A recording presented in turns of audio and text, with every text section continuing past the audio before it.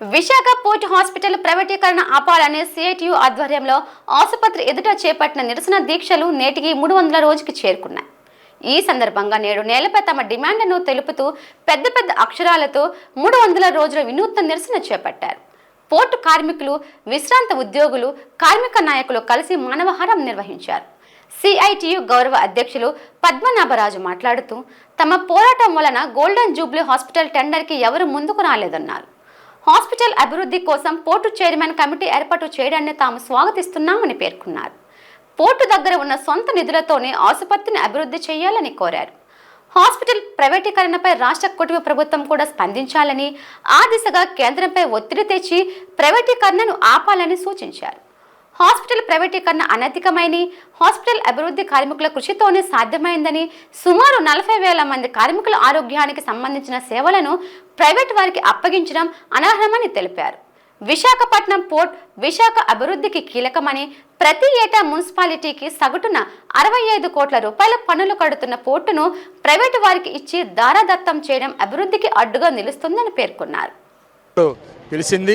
దీన్ని వ్యతిరేకిస్తూ సిఐటియు ఆధ్వర్యంలో united port and dock employees union, VDLB and dock workers యూనియన్ల ఆధ్వర్యంలో విశాఖపట్నం పోర్టులో గత 300 రోజులుగా ఈ హాస్పిటల్ గేటు దగ్గర రిలే నిరాహార దీక్షలు చేస్తూ ఉన్నాం. ఈ దీక్షల్లో పాల్గొన్న, ఈ దీక్షలకి మద్దతు తెలియజేసినటువంటి కార్మికులకి, రిటైర్ అయినటువంటి పెన్షనర్లకి, భాగస్వాములైన ప్రతి ఒక్కరికి అభినందనలు తెలియజేస్తూ ఈరోజు పోర్టు యాజమాన్యం ఏదైతే ప్రైవేట్ వాళ్ళకి ఇవ్వాలనేది మేము తొలి నుంచి దీన్ని తీవ్రంగా వ్యతిరేకిస్తూ ఉన్నాం.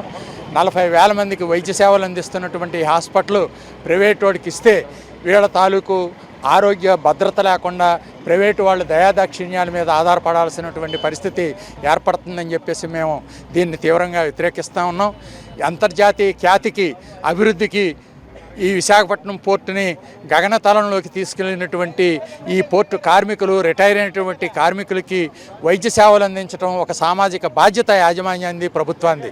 అట్లాంటిది ప్రైవేటు వాళ్ళ దయాదాక్షిణ్యాల మీద అప్పచెప్పటం అని అంటే ఇది చాలా దుర్మార్గమైనటువంటి చర్య. కాబట్టి ప్రైవేటు వాళ్ళ మీద ఆధారపడటం చాలా నష్టదాయకమని చెప్పేసి మేము స్పష్టంగా తెలియజేస్తూ ఉన్నాం. అందుకే దీన్ని తీవ్రంగా వ్యతిరేకిస్తూ ఈ ఆందోళన ముందుకు తీసుకెళ్తా ఉన్నాం. మేము మేనేజ్మెంట్కి మొండిగా వ్యతిరేకించడమే కాదు, ఏ రకంగా హాస్పిటల్ని సొంత నిధులతోటి అభివృద్ధి చేయొచ్చును అని చెప్పేసి మేము ప్రభుత్వానికి, యాజమాన్యానికి మా సూచనలతోటి, సజెషన్స్ తోటి ఒక రిప్రజెంటేషన్ ఇచ్చాం. 3,000 మంది సంతకాలు సేకరణ చేసి రిప్రజెంటేషన్ ఇవ్వటం అనేది జరిగింది.